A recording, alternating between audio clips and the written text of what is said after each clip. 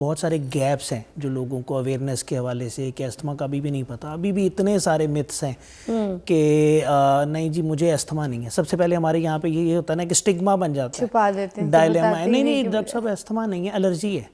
सो मेरे ख्याल में एक पढ़ा लिखा सा नाम, एक कवर जो है वो एलर्जी के नाम पे जो है अभी भी लोगों में यूज़ किया जाता है। सो ये डे इसीलिए सेलिब्रेट किया जाता है ताकि लोगों को पता चले कि ये एक बीमारी है, जिस तरह बहुत सारी बीमारियां हैं, इसको अंडरस्टैंड भी करना चाहिए एंड अगर प्रॉब्लम है तो उसका डेफिनेटिव ट्रीटमेंट भी होना चाहिए। ऐसे तो बेसिकली आप ये बोलेंगे कि ये है एक बीमारी। जब कोई अस्थमा में मुब्तला होता है तो वो पेशेंट होता है, उसको वही तकलीफ़ें होती हैं जो कि जिसको डॉक्टर ही ठीक कर सकता है, जिसको कोई घर के नुस्खे घर की चीज़ें इसको ठीक नहीं कर सकती। इसके लिए कोई स्पेसिफिक मेडिसिन होती हैं जो खानी पड़ती हैं, कोई कोर्सेज होते हैं। जैसे आप शुगर की गोली लेते हैं, ब्लड प्रेशर की गोली लेते हैं, उससे तो अस्थमा की भी कोई चीज़ें होती हैं, मेडिकेशंस होती हैं, कोई इंजेक्शंस होते हैं, तो प्लीज़ बताइए। जी ज़रूर। सबसे पहले तो मैं इसको कहूँगा कि हम इसको 2 या 3 हिस्सों में डिवाइड कर लेते हैं। नंबर 1, अस्थमा है क्या, हो क्यों जाता है, क्या टेस्ट होने चाहिए। अभी तक ये वाला भी एक हमारा डायलेमा है। Number 1, asthma is a sort of allergy. इसके अंदर इट्स मल्टी बताया कि इट्स एलर्जी, ठीक है, बट ये होता क्यों? जी, नंबर 1 इट्स मल्टीफैक्टोरियल। कुछ फैक्टर्स होते हैं जो एनवायरमेंटल होते हैं, कुछ फैक्टर्स होते हैं जो बंदे के अंदर होते हैं, जेनेटिक्स में होते हैं। एनवायरमेंटल फैक्टर्स बहुत सारे लोगों को आप सुना होगा, पोलन एलर्जी है, डस्ट एलर्जी है, पेट्स एलर्जी है, कारपेट्स, माइट्स, इतनी सारी चीज़ें हैं। हर एक की अपनी एलर्जी है, किसी को किसी भी चीज़ से हो सकती है और ज़रूरी नहीं कि जिसको एक चीज़ से है उसको सबसे हो। ओके। सो नंबर 1 ये एनवायरमेंटल फैक्टर। नंबर 2 जेनेटिक्स हैं। कुछ लोगों में ये फैक्टर्स होते हैं कि जैसे ही वो उन एनवायरमेंटल फैक्टर के साथ इंटरेक्ट करते हैं उनकी बॉडी बहुत ज़्यादा एलर्जी बनाती है। ठीक है। नंबर 1 नाक से हो सकती है, जिसमें बहुत ज़्यादा स्नीजिंग होती है, नाक से पानी बहना शुरू हो जाता है। एंड नंबर 2 चेस्ट की, जिसके अंदर उनको कंजेशन, कफ, सांस लेने में मुश्किल होना, सांस से कहते हैं सीटियों की आवाज़ें आती हैं, ये बड़ी कॉमन अलामत है। तो और 25% केसेज ऐसे होते हैं जिसमें ये दोनों प्रॉब्लम होते हैं, एलर्जिक राइनाइटिस यानी नाक की एलर्जी और नंबर 2 सांस की एलर्जी भी। सो पहला तो ये हो गया कि भाई एनवायरमेंटल फैक्टर एंड ट्रिगर्स हैं। नंबर 2 इसको डायग्नोज कैसे करना है। डॉक्टर साहब मैंने तो एक्सरे करवाया, मेरा तो एक्सरे बिल्कुल ठीक है। अब अगर मेरा ये जो सांस का पाइप है ये थोड़ा सा तंग हो गया तो एक्सरे के अंदर ना मुझे कोई निमोनिया के साइन आने हैं ना कुछ आना है, वो बिल्कुल परफेक्ट होएगा। तो बहुत सारे लोग कहते हैं मैंने तो एक्सरे भी करवा के देख लिए, मेरे तो वो बिल्कुल ठीक है। हालांकि इसको टेस्ट करने के लिए कुछ और टेस्ट अवेलेबल होते हैं इसको कंफर्म करने के लिए, उसे हम पल्मोनरी फंक्शन टेस्ट कहते हैं। वो सिर्फ पल्मोनोलॉजिस्ट के पास ये फैसिलिटीज़ अवेलेबल होती हैं। अब अगर आइडेंटिफाई हो गया कि वाकई मुझे प्रॉब्लम है तो फिर उसका ट्रीटमेंट होना चाहिए। ठीक, इस दफ़ा जो ईयर 2025 का थीम है वो ये है कि inhalational treatment for everyone. Inhalational means inhalers, बहुत सारे नाम सुने होंगे। अब इस इनहेलर के साथ अगला मिथ शुरू हो जाता है कि नहीं इनहेलर नहीं यूज़ करना, ये लग जाता है, आदत लग जाती है, ये तो नशा हो जाता है, ये लग जाता है। सो पहली बात फिर वो कहते हैं कि ठीक होता भी नहीं है, सांस लेने में फिर वैसी तकलीफ रहती है अगर इनहेलर ना लो तो। अगर इनहेलर ना लो इजेक्टेड हो जाता है। बिल्कुल। नंबर 1 अगर पहले मैं इंपॉर्टेंस पे बात करूं कि इनहेलर इंपॉर्टेंट क्यों है, मुझे प्रॉब्लम कहाँ पे है, सांस में। मुझे मेडिसिन पेट में चाहिए कि सांस में चाहिए, सांस में चाहिए। अगर मैं इनहेल करूंगा और वो डायरेक्ट सिर्फ सांस के पाइप में गई और उसको जाके उसने खोल दिया तो मैं तो परफेक्ट हो गया, ना मेरी ये बॉडी में गया, ना मुझे इसके कोई साइड इफ़ेक्ट्स आए, मेरे लिए बड़ा परफेक्ट हो गया और मैं बड़ा इमीडिएट और इंस्टेंट रिलीफ के साथ ठीक हो गया। लेकिन हमारा जो सबसे बड़ा मिथ होता है वो जी इनहेलर नहीं लेना, ये लग जाता है। मेरे पास बहुत सारे पेशेंट्स आते हैं, वो कहते हैं डॉक्टर साहब इनहेलर के अलावा आप जो मर्जी लिखते हैं। मैं कहता हूँ इनहेलर में एक तो मिनिमम डोज से ठीक हो जाते हैं। नंबर 2 आप ओरल मेडिकेशन लेते हैं यानी बाय माउथ, वो बॉडी में जाके कुछ पार्ट लंग्स में आता है, वो तो उसको ठीक करता है, बाकी मेरी बॉडी के लिए एक्स्ट्रा है and definitely that's gonna give some side effect profile. And number 2 और मैं उन्हें कहता हूँ आप ऐसा करें, जाइए शुगर या ब्लड प्रेशर के मरीज़ के पास जाएँ और उन्हें कहें तुम शुगर की दवाइयाँ बंद कर दो, ये लग जाती हैं, या ब्लड प्रेशर की दवाई बंद कर दो, वो लग जाती है। वहाँ आप सबको एहसास है कि भाई शुगर ठीक होने वाली नहीं है और इसके लिए रेगुलर दवाई खाऊंगा तो ठीक रहूँगा।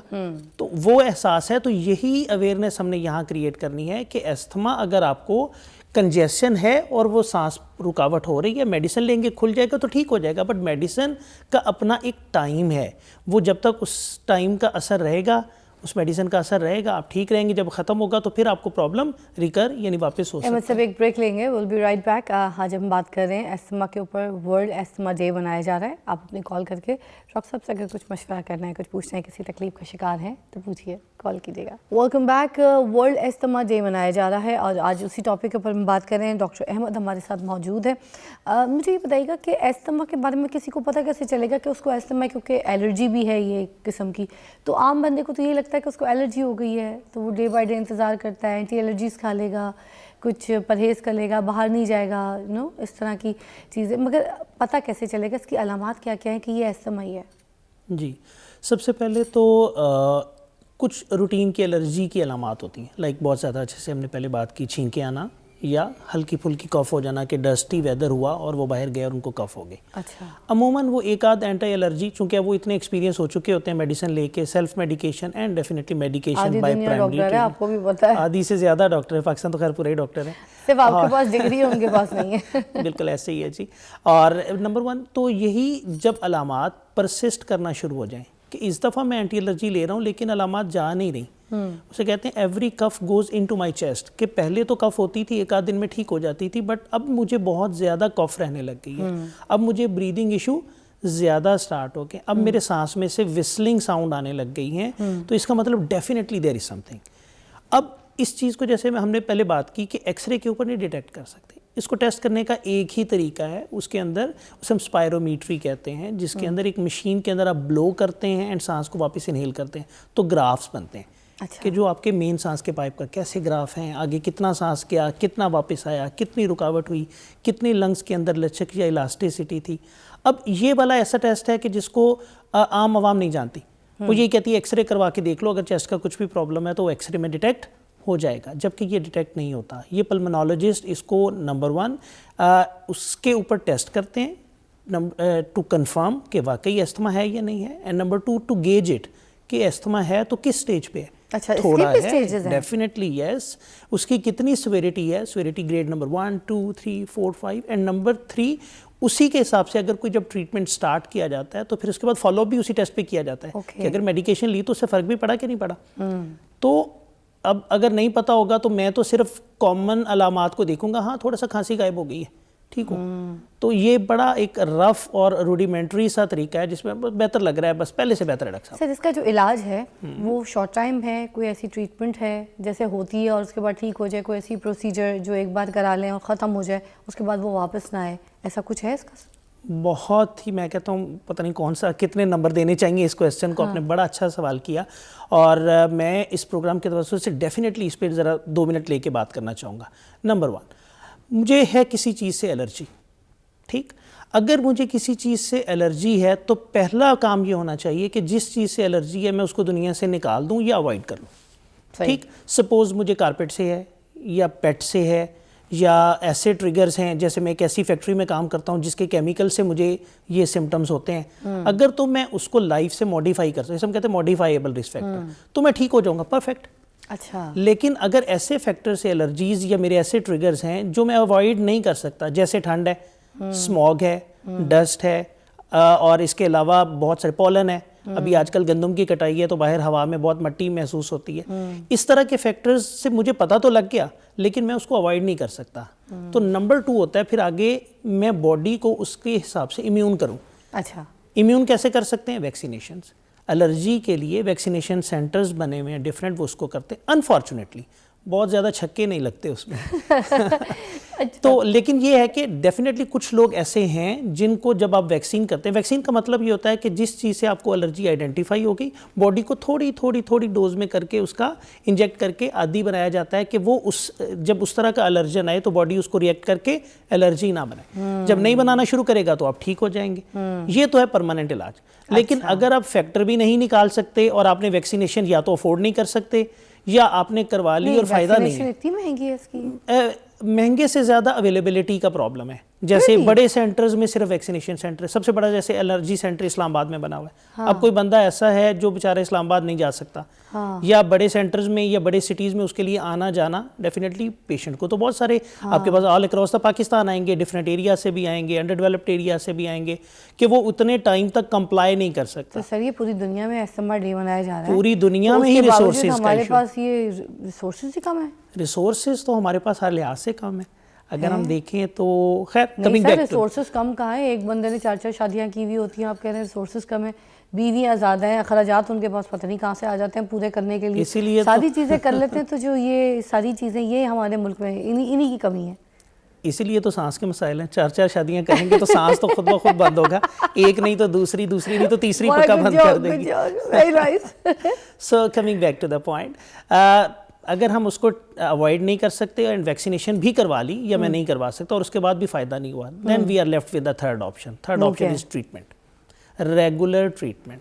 ओके, ठीक, हम एक टर्म ऑल अबाउट लाइक जिसके लिए हमने इनहेलर या टैबलेट्स की बात की, और एक वर्ड बड़ा कॉमनली यूज़ किया जाता है और एक्सप्लेन किया जाता है पेशेंट्स को कि इज़ इट क्योरेबल और कंट्रोलेबल। क्योरेबल ऐसा है कि ये बिल्कुल ठीक हो जाए और ख़त्म हो जाए लाइफ से, और कंट्रोलेबल एक ख़त्म नहीं होगा लेकिन मेडिसिन लेते रहेंगे तो कंट्रोल हो जाएगा। सो अगर आप ऐसी स्टेज में हैं कि आपको सिम्टम्स चले जा रहे हैं तो देन डेफिनेटली इट्स कंट्रोलेबल। इसका मतलब आपने मेडिकेशन पे रहना है। तो मेडिसिन लेंगे तो ठीक हो जाएंगे, और मेडिसिन छोड़ेंगे तो अलामात वापस आने का चांस होता है। तो इसका मतलब आपको फिर मेडिसिन रेगुलर लेनी पड़ेगी। ये सुनने में आता है कि जिन लोगों की नाक की हड्डी जो है वो थोड़ी सी टेढ़ी होती है ना, तो उनको अस्थमा का बहुत ज़्यादा प्रॉब्लम होता है। Is that true? असल में जैसे मैंने पहले बात की थी, एलर्जी की 2 सिम्टम्स हैं, एक सांस की जिसके अंदर कफ और शॉर्टनेस ऑफ ब्रेथ है, एंड नंबर 2 मैंने कहा था नाक की एलर्जी, इसमें बहुत ज़्यादा स्नीजिंग होएगी, नाक से पानी गिरेगा, जिसे पोस्ट नेजल ड्रिप, केरा, रेशा लोग कहते हैं। अब ये एलर्जी है, अब उसको बहुत सारे लोगों को समझाना नहीं आता। अब किसी को एलर्जी का राइनाइटिस समझाना हो तो बड़ा मुश्किल सा लगता है, और आपको बहुत सारी कॉमन टर्म्स मिलती हैं मार्केट से, तुम्हारी नाक की हड्डी टेढ़ी है, तुम्हारी नाक की हड्डी बढ़ गई है। अब उनको समझाना नहीं आ रहा होता कि ये टर्बिनेट हाइपरट्रॉफी क्या है, कि ये एलर्जी की वजह से आपकी जिल्द अंदर से मोटी, उसे कहते हैं नाक की हड्डी बढ़ गई है। ठीक, तो इसलिए ये वाली अलामात, इसलिए जिन लोगों को होता है, मैंने पहले कहा था 25% केसेस में जिनको नाक का प्रॉब्लम है उनको सांस का प्रॉब्लम भी होगा। तो वो ऐसे लोग, वो लोग हैं जिसका आप कह रहे हैं कि नाक की हड्डी टेढ़ी हो तो साथ में एस्थमा का भी साथ प्रॉब्लम हो जाता है, ये वो लोग होते हैं। सर ये लगता है एक से दूसरे को लगता है?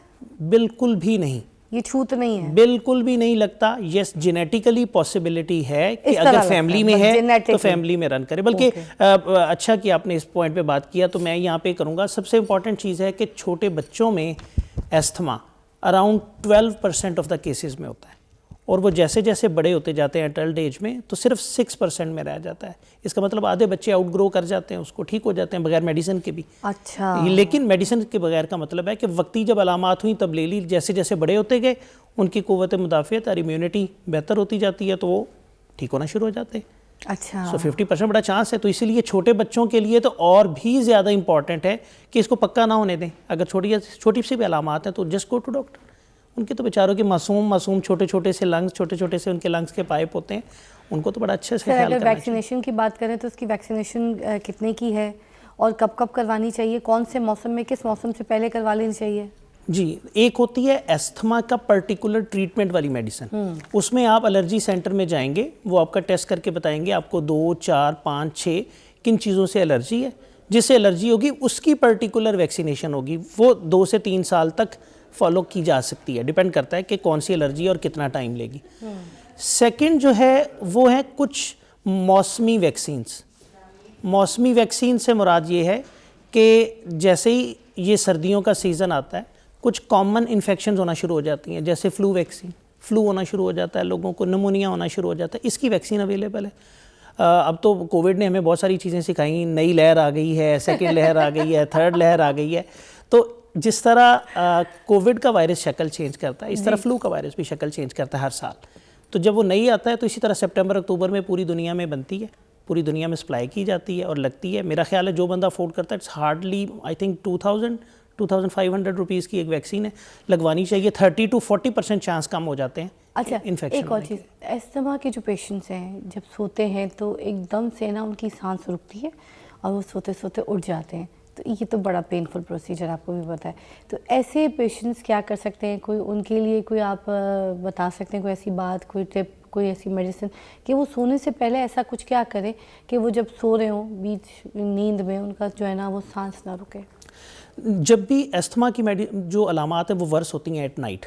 क्यों? क्योंकि रात में मौसम भी ठंडा हो जाता है और इसके अलावा बॉडी के अंदर भी कुछ ऐसी चेंजेस होती हैं जो रात के टाइम ज़्यादा होती हैं, तो अलामात भी ज़्यादा आती हैं। सो अगर तो प्रॉब्लम है तो रेगुलर मेडिकेशन लें, जैसे इन्हेलर है, अगर वो 2 टाइम्स लेने के लिए है तो रात को लेंगे तो प्रॉब्लम ही नहीं होगा, तो वो तो बड़ा अच्छा रिस्पॉन्ड करते हैं इन्हेलर्स के साथ। सो मेरा ख्याल है कि अगर किसी को भी इस तरह की अलामात आएँ उसको पल्मोनोलॉजिस्ट से रब्ता करना चाहिए, नंबर 1। नंबर 2, उसको देखना चाहिए कि मेरा ट्रीटमेंट किस स्टेज पे है, कितनी सिवियरिटी पे मैं अलामात शो कर रहा हूँ। और अस्थमा का ट्रीटमेंट स्टेप 1, 2, 3, 4, 5 पे, अलामात ज़्यादा तो मेडिसिन ज़्यादा, अलामात कम तो मेडिसिन ऑटोमेटिकली कम होना शुरू हो जाती है। ऐसा भी आती है कि आपको बस कभी हो तो मेडिसिन ले लें, वरना लेने की भी ज़रूरत नहीं है। ऐसे लोग जो अच्छा कंप्लायंस शो करें और उनकी अलामात कम हो, वो इस तरह पे भी आते हैं।